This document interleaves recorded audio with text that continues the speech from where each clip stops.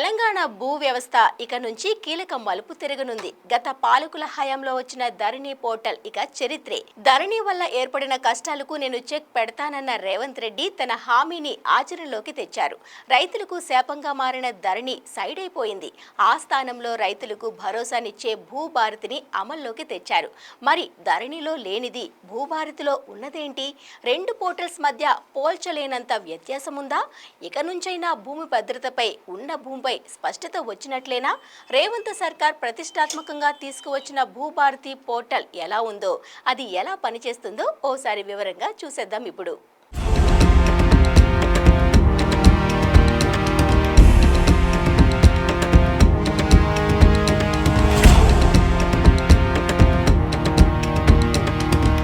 చెప్పినట్టే చేశారు సీఎం రేవంత్ రెడ్డి. వ్యవసాయ భూముల రిజిస్ట్రేషన్ మ్యూటేషన్పై ప్రభుత్వం తీసుకున్న కీలక నిర్ణయం అమల్లోకి వచ్చేసింది. అన్నదాత భూ హక్కులకు భద్రత కల్పించడానికి ధరణి స్థానంలో కొత్త పోర్టల్ భూభారతిని ప్రారంభించారు తెలంగాణ సీఎం.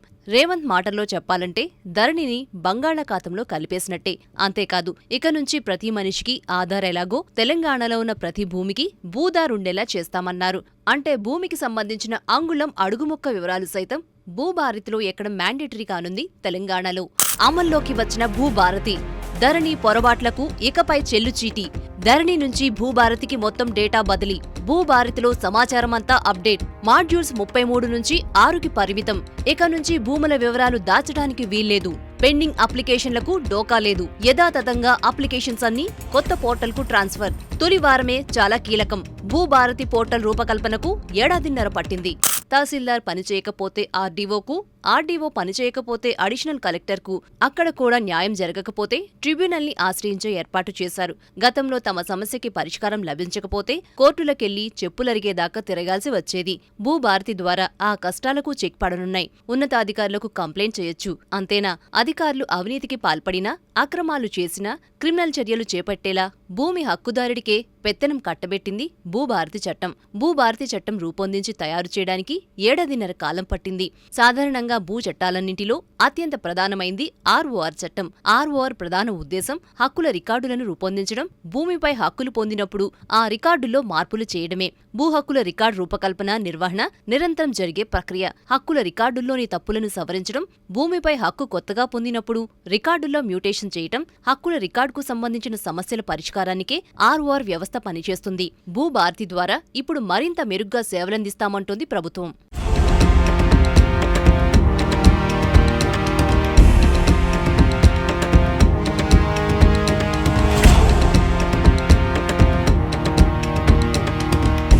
భూముల్ని క్రమబద్ధీకరిస్తామంటూ గత ప్రభుత్వం ఎంతో గొప్పగా ధరణి వెబ్సైట్ను తీసుకొచ్చింది. 2020లో తీసుకొచ్చిన ధరణి పోర్టల్ వల్ల న్యాయం జరగకపోగా తమకున్న కాస్తో కూస్తో భూమిని కోల్పోయిన రైతులెందరో.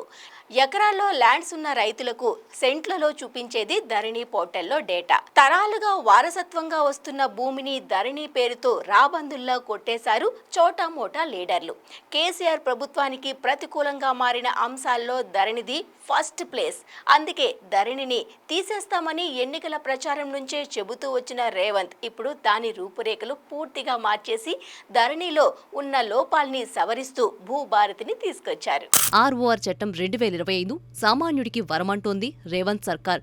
భూభారతితో సెక్షన్ 4 రూల్ 4 షెడ్యూల్ 3 ప్రకారం హక్కుల రికార్డుల్లో తప్పుల సవరణకు, భూమి హక్కులు ఉండి రికార్డుల్లో లేనివారు హక్కుల రికార్డుల్లో నమోదు చేయించుకోవడానికి కొత్త చట్టం వచ్చిన సంవత్సరంలోగా దరఖాస్తు చేసుకోవచ్చు. ఈ దరఖాస్తులను ఆర్డీఓ, అదనపు కలెక్టర్లు పరిశీలించి నిర్ణయం తీసుకుంటారు. వీరు తీసుకున్న నిర్ణయాలపై అభ్యంతరాలుంటే కలెక్టర్ భూమి ట్రిబ్యునల్కు ఫిర్యాదు చేసుకోవచ్చు. ధరణి చట్టంలో రికార్డుల సవరణకు నియమం లేదు. ఏదైనా కరెక్షన్ చేయాలంటే సివిల్ కోర్టులను ఆశ్రయించాల్సి వచ్చేది. భూభారతి ద్వారా అప్పీల్ చేసుకుంటే చాలు, కోర్టుల చుట్టూ తిరగక్కర్లేదు. 2020లో ధరణి పోర్టల్ తెచ్చిన కేసీఆర్ సర్కార్ ధరణిపై మొదటి నుంచి అనేక ఆరోపణలు, విమర్శలు. ధరణిలో తప్పొప్పుల సవరణకు ఆస్కారం ఉండేది కాదు. రెవెన్యూ అధికారులకు ఎలాంటి అధికారాలు లేవు. సమస్య నివారణకు ప్రభుత్వం జారీ చేసిన సర్క్యులర్స్ కు ఎలాంటి చట్టబద్ధత లేదు. ధరణిలో సమస్యలు పరిష్కారం కావాలంటే కోర్టుల చుట్టూ తిరగాల్సిందే. పాత ఆర్ఓఆర్ చట్టంలో అప్పీల్ వ్యవస్థను రద్దు చేశారు ధరణిలో. సాదా బైనామాల క్రమబద్ధీకరణకు ధరణికి 9 లక్షల అప్లికేషన్స్. వీటిని పరిశీలించి నిర్ణయం తీసుకోవడానికి ఎలాంటి నియమం లేదు. పార్ట్ బి కింద 18 లక్షల ఎకరాల భూమి నమోదు. వీటిని ధరణికి ఎక్కించడానికి కూడా ఎలాంటి నియమాలు లేవు. ధరణిలో అసైన్ భూముల క్రమబద్ధీకరణ, ఇనాం భూములకి ఓఆర్సీ 382 సర్టిఫికేట్ ద్వారా పొందిన భూమి హక్కులను నమోదు చేసే అధికారం లేదు. వారసత్వ భూములపై ఎలాంటి విచారణ లేకుండా మ్యూటేషన్. దీనివల్ల కుటుంబాల మధ్య పెరిగిన భూ తగాదాలు. భూదార్ స్వామిత్వ కార్డుల జారీ కూడా ధరణిలో ప్రొవిజన్ లేదు. ఆర్ఓఆర్ 2020 వల్ల తెలంగాణలోని భూ యజమానులకి అనేక కష్టాలు ఏర్పడ్డాయి. ధరణి పోర్టల్లోని అనేక లూప్ హోల్స్ వారి పాలిట శాపంగా మారడంతో ధరణిపై వ్యతిరేకత వచ్చింది. అదే భూభారతి పోర్టల్లో ఉన్న కీలకమైన సానుకూలాంశాలు చూస్తే హక్కుల రికార్డుల్లో తప్పుల సవరణకు అవకాశం, రిజిస్ట్రేషన్ మ్యూటేషన్ చేయడానికి ముందే భూముల సర్వే మ్యాప్ల తయారీ, పెండింగ్ లో ఉన్న సాదా బైనామాల అప్లికేషన్స్ కు పరిష్కారం, వారసత్వ భూముల మ్యూటేషన్ కు ముందే నిర్ణీత కాలంలో విచారణ, యజమానుల పాస్ పుస్తకాల్లో భూమికి సంబంధించిన హద్దులతో మ్యాప్, ప్రతి భూ కమతానికి భూదార్ కార్డుల జారీ, ఇంటి స్థలాలకు ఆబాది వ్యవసాయేతర భూములకు హక్కుల రికార్డ్, రైతులకి ఉచిత న్యాయ సహాయం, హక్కుల రికార్డులు మార్చిన ప్రభుత్వం భూదాన్, అసైన్ దేవాలయ వక్ఫ్ భూములకి పట్టాలు పొందితే వాటిని రద్దు చేసే అవకాశం. ప్రస్తుతానికి ధరణి డేటాతోనే భూభారతి నడుస్తోంది. అయితే భూమి హక్కుల రికార్డుగా ఉండనుంది భూభారతి పోర్టల్. హక్కుల రికార్డుల సవరణ కోసం ప్రభుత్వం ప్రత్యేక కార్యక్రమాన్ని నిర్వహించే వెసులుబాటుంది ఇందులో. ఈ చట్టం ద్వారా రీసర్వే చేసి కొత్త హక్కుల రికార్డును రూపొందించుకోవచ్చు.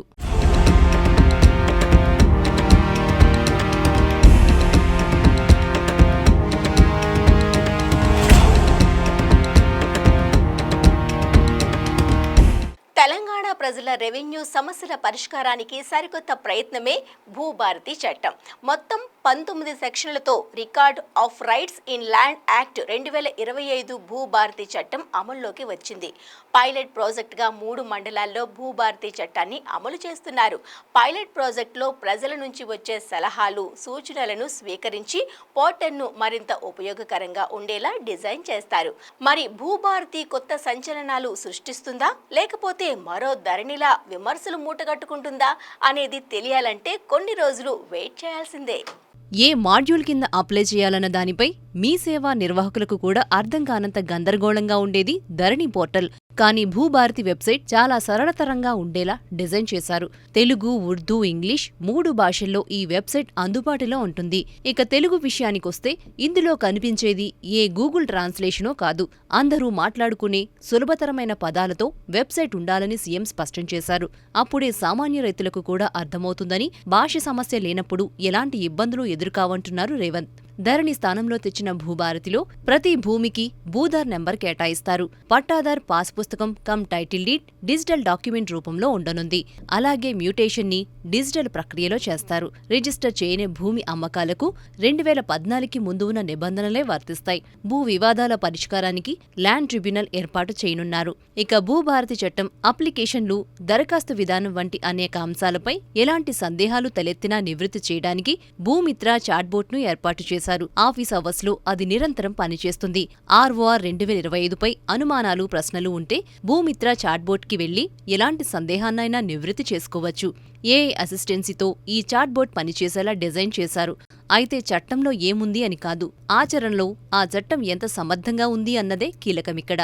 ధరణిలో అనేక సానుకూలాంశాలు ఉన్నప్పటికీ ప్రతికూలత ముందు అవి నిలబడలేకపోయాయి. ఇక భూభారతిని జనవరి నుంచి టెస్ట్ చేస్తూ వచ్చారు. ఈ సమయంలోనే ఇందులోనూ అనేక సమస్యలు ఉన్నాయని వేలెత్తి చూపించాయి ప్రతిపక్షాలు. ఇలాంటి సమస్యలు పరిష్కరించడమే చాలా ముఖ్యం. అలాగే లంచాలకు మరిగిన ఉద్యోగుల్ని పక్కనబెట్టి నిబద్ధత ఉన్నవారిని ఈ కార్యక్రమంలో ఇన్వాల్వ్ అయ్యేలా చూడాలి. ధరణి కంటే భూభారతి చాలా బెటర్ అనిపిస్తేనే రేవంత్ సర్కార్ ఒడ్డున పడేది. ధరణిలోలా తక్కువ భూమి చూపించడం, ఆన్లైన్ కాకపోవడం లాంటి సమస్యలు రిపీట్ అయితే అసలుకే మోసం వస్తుంది.